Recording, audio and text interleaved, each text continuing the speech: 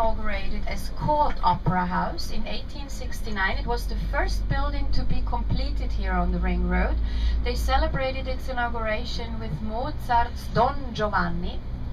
And then still nowadays, this is one of the top music theaters in the world. So excellent quality of artists involved in the stage life here. Famous conductors and singers. And then currently in July and August, they're all on their summer holiday. Well-deserved one, actually. Throughout the seasons, they have something like 55 different opera productions and 10 to 15 ballet productions in one season from September to end of June. They work.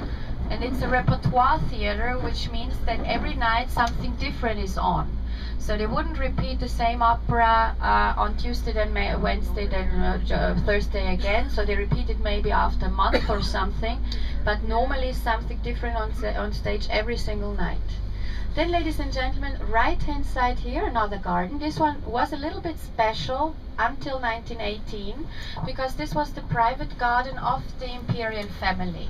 So no access to the common Viennese, only imperials and their guests. And please have a look inside here. Now it's easier, unless there is a trunk catching up with us, but I don't think so. This is the white monument dedicated to a certain Mr. Mozart.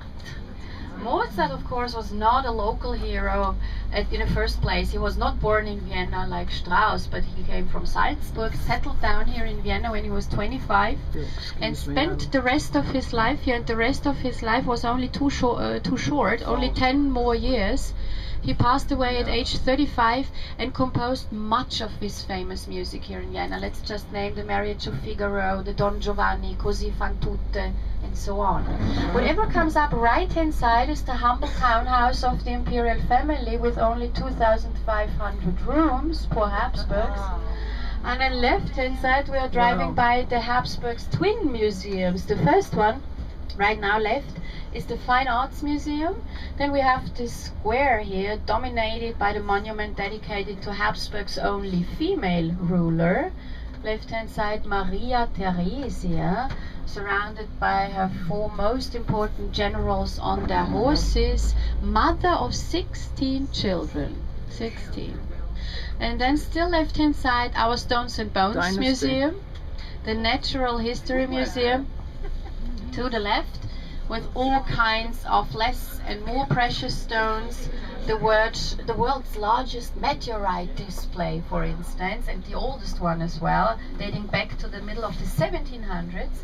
Then we have dinosaur skeletons in here. We have so many skulls of the pre-human beings. So whatever you would expect in a natural history museum, and it's very, very popular, especially among families with children.